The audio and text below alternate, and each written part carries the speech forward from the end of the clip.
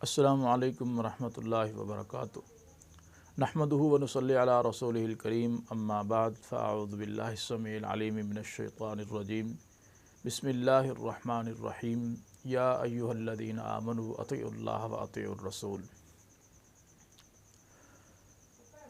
اللہ رب العالمین قرآن کریم میں فرماتے ہیں، ایمان والو اللہ اور اس کے رسول کی اطاعت کرو اور اپنے اعمال کو برباد مت کرو۔ آج کے موضوع میں ہم جو چیز بیان کریں گے وہ ہے استخارہ کے متعلق۔ میں نے قرآن کریم کی جو آیت تلاوت کی ہے وہ تو اطاعت اور فرمانبرداری کے متعلق ہے، تو استخارہ کا اس سے کیا تعلق ہے؟ یاد رکھیں، استخارہ نبی کریم صلی اللہ علیہ وسلم کا بتایا ہوا ایک عمل ہے، اور وہ عمل اسی قدر قابل قبول ہوگا جب اللہ اور اس کے رسول کے احکامات کے مطابق کیا جائے گا۔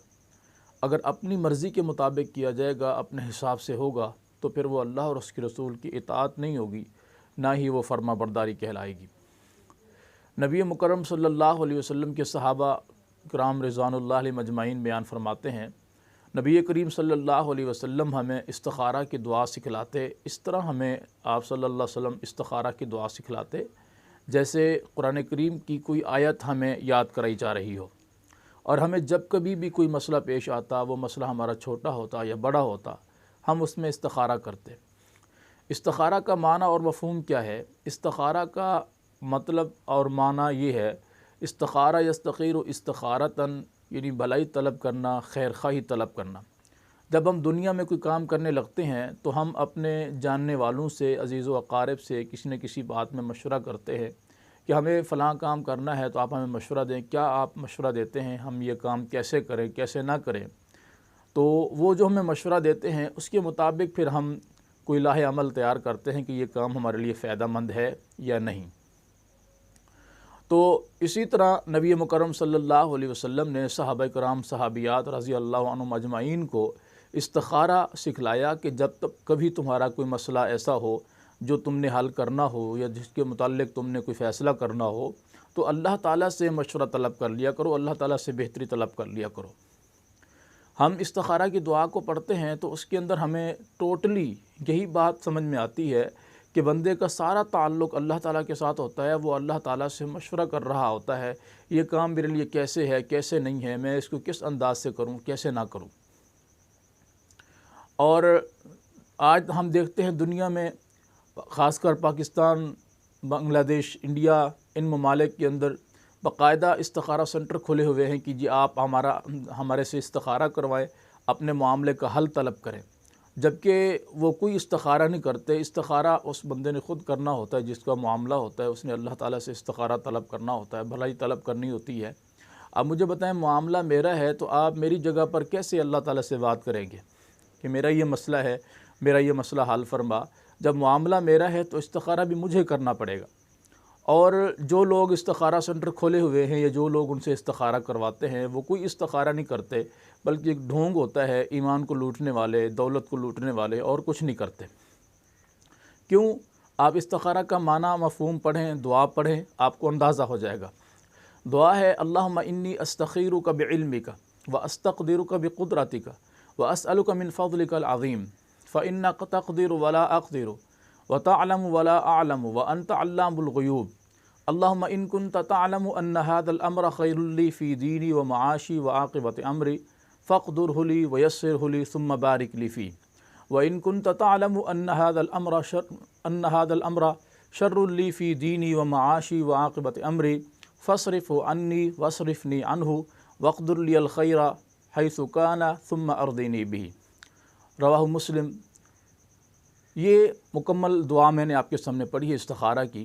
اس کا معنی مفہوم ہم دیکھتے ہیں، اللہم انی استخیرک بعلمک، یا اللہ میں تجھ سے بھلائی طلب کرتا ہوں تیرے علم کے مطابق، یعنی تو جتنا علم رکھتا ہے، تیرا علم لامحدود ہے، ہر دنیا میں ہر جگہ پر تیرا علم پھیلا ہوا ہے، تو میں تجھ سے تیرے علم کے متعلق علم کے مطابق استخارہ طلب کرتا ہوں، بھلائی طلب کرتا ہوں۔ وَأَسْتَقْدِرُكَ بِقُدْرَتِكَ، اور تجھ سے مدد طلب کرتا ہوں تیری طاقت کے ذریعے۔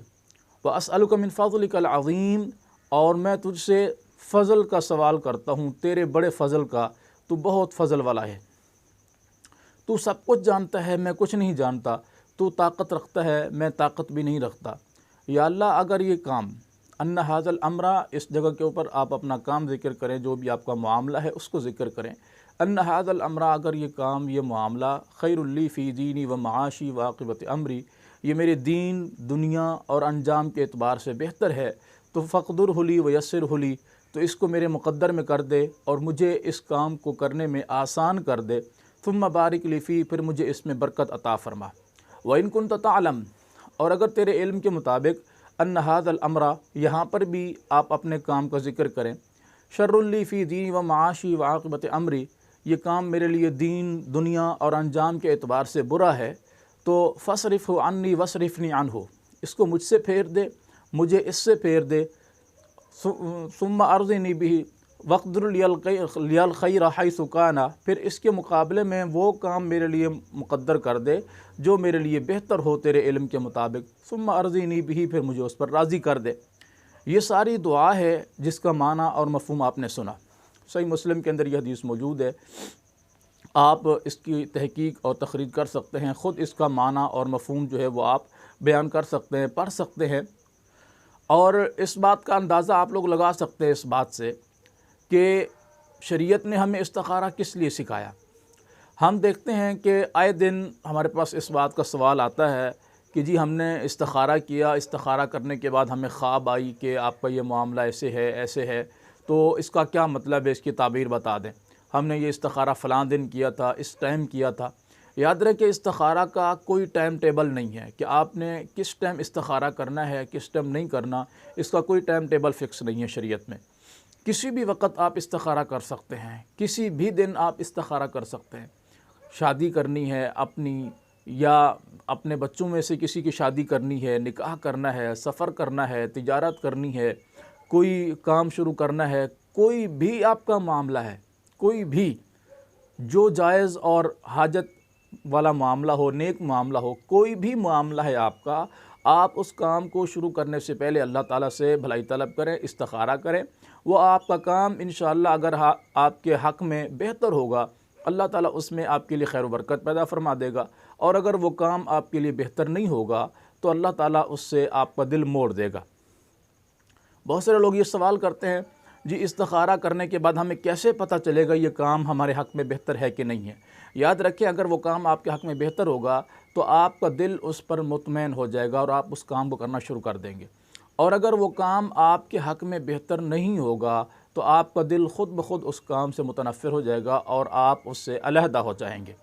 یہ محدثین اور مفسرین نے اس کی کچھ نشانیاں بیان کی ہیں، مگر جو کچھ لوگوں نے بیان کیا ہے، جی آپ استخارہ رات کو کریں، پھر کر کے سو جائیں، کسی سے بات چیت نہ کریں، پھر رات کو ایک بزرگ خواب میں آئیں گے، وہ آپ کو بتائیں گے کہ آپ کا یہ کام بہتر ہے یا نہیں ہے، تو اس کے بعد آپ نے فیصلہ کرنا ہے، تو اس کا کوئی تعلق شریعت میں نہیں ہے۔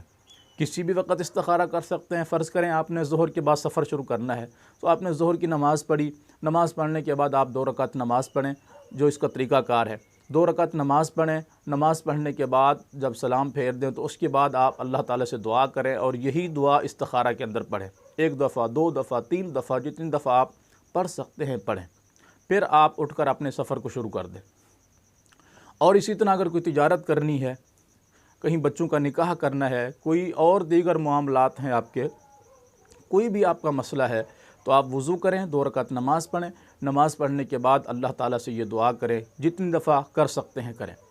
پھر لوگ کہتے ہیں جی استخارہ کے درمیان کتنا وقفہ ہونا چاہیے، یعنی 1 دفعہ اور 2 دفعہ استخارہ کرنا ہو تو 2 دفعہ کے درمیان کتنا وقفہ ہونا چاہیے؟ اس کے درمیان کوئی وقفہ نہیں ہے۔ آپ چاہیں تو دن میں 100 مرتبہ استخارہ کریں، چاہے تو ہر روز استخارہ کریں، چاہے تو مسلسل استخارہ کرتے رہیں اپنے کام کے لیے، جب تک آپ کے مسائل، آپ کے معاملات حل نہ ہو جائیں، آپ اللہ تعالیٰ سے بہتری مانگتے رہیں۔ باقی اس کا کوئی ٹائم ٹیبل نہیں ہے، نہ لوگوں کے پاس جائیں، کوئی استخارہ نہیں کرتا۔ آپ پریکٹیکل کرنے کے لیے کسی سے کہیں کہ مجھے استخارہ کروانا ہے، جتنے بھی استخارہ سینٹر والے بیٹھے ہوئے ہیں، تو آپ کو کہیں گے جی 5 منٹ کے بعد آپ اپنی کال کریں۔ آپ کا نام بھی پوچھیں گے، والدہ کا نام بھی پوچھیں گے، پھر 5 منٹ بعد آپ کال کریں گے یا 10 منٹ بعد آپ کال کریں گے، تو وہ کہیں گے جی استخارہ تو ہم نے کر لیا، آپ پر کوئی معاملہ نہیں ہے، بس ہلکی پھلکی بندش ہے، اسے ختم کرنا پڑے گا۔ مجھے بتائیں اور آپ خود سوچیں، پڑھے لکھے لوگ ہیں، سمجھدار لوگ ہیں کہ 5 منٹ میں 7 منٹ میں اس نے اللہ تعالیٰ سے کون سا رابطہ کیا کہ جس کے ذریعے اسے یہ علم ہو گیا کہ فلاں بن فلاں کا یہ معاملہ اٹکا ہوا ہے۔ حالانکہ آپ استخارہ کی دعا پڑھیں تو اس استخارہ کی دعا کے اندر یہ سارا معنی اور مفہوم بندے کا اللہ کی ذات کے ساتھ ڈائریکٹ معاملہ چل رہا ہے۔ وہاں یہ بات ہی نہیں چل رہی کہ جی یا اللہ میں فلاں بندے کے متعلق تجھ سے استخارہ کر رہا ہوں، اگر یہ کام فلاں فلاں کے حق میں بہتر ہے تو تو اس کے لیے آسانی پیدا فرما یا مجھے بتا دے۔ کہیں پر بھی اس دعا کا معنی اور مفہوم نہیں ہے۔ مکمل دعا اس حوالے سے ہے کہ یا اللہ میں استخارہ تجھ سے بھلائی طلب کر رہا ہوں، یہ چیز میرے حق میں بہتر ہے تو مجھے عطا فرما، نہیں ہے تو مجھے اس سے دور کر دے۔ لہٰذا یہ جو طریقہ کار لوگوں نے بنایا ہوا ہے، اچھا پھر آپ پوچھیں گے جی کیا حل ہے اب اس کا؟ جی اس کا حل یہ ہے، استخارہ تو فی سبیل اللہ، اس کی کوئی فیس نہیں ہے، لیکن آپ پر جو بندشیں کی گئی ہیں مالی طور پر فلاں معاملے میں فلاں معاملے میں، اس کے حل کے لیے آپ سے اتنے پیسے لگیں گے۔ اب استخارہ سینٹر پہ کیا لکھا ہوا ہے؟ فی سبیل اللہ استخارہ کروائیں، لیکن آگے وہ آپ کو پھنسائیں گے۔ پھر آپ کہتے ہیں جی یہ چیزیں ہم کہاں سے، اس کے لیے ہمیں کچھ چیزیں درکار ہوں گی۔ کیا کیا چیزیں درکار ہیں؟ وہ ایسی ایسی چیزوں کا نام بتائیں گے کہ جو نہ آپ نے سنی ہوں گی نہ آپ کے باپ دادا نے سنی ہوں گی۔ پھر بندہ حیران رہ جاتا ہے کہ یہ چیزیں میں کہاں سے افورڈ کروں، کہاں سے لاؤں؟ تو وہ کہتے ہیں آپ ایسا کریں، اتنے پیسے آپ دے دیں تو آپ کو کہیں جانے کی ضرورت نہیں ہے، ہم ہی یہ چیزیں منگوا کے آپ کے استخارے کا مسئلہ حل کر دیں گے۔ تو یہ کچھ ایسا نہیں ہوتا، یہ صرف ایمان کے ڈاکو ہیں، دولت کے ڈاکو ہیں، ایسا کوئی معاملہ نہیں ہے۔ اگر آپ کا کوئی معاملہ اٹکا ہوا ہے، کوئی معاملہ حل نہیں ہو رہا، تو آپ اللہ تعالیٰ سے ڈائریکٹ رابطہ کریں۔ اللہ اور بندے کے درمیان کوئی دوسرا ایسا واسطہ نہیں ہے جس کے ذریعے اس مسئلے کو حل کیا جائے۔ دعا ہے اللہ رب العالمین تمام امت مسلمہ کو لوگوں کے شر اور فتنے سے محفوظ رکھے، اور جب کبھی کوئی معاملہ ہو تو سنت رسول صلی اللہ علیہ وسلم کے مطابق اللہ تعالیٰ سے مشورہ کرنے، اسی سے بہتری طلب کرنے، بھلائی طلب کرنے کی اللہ ہمیں توفیق دے اور ہمارے تمام مسائل اور معاملات کو حل فرمائے۔ اقول قولی ھذا واستغفر اللہ لی ولکم ولسائر المسلمین، والسلام علیکم ورحمۃ اللہ وبرکاتہ۔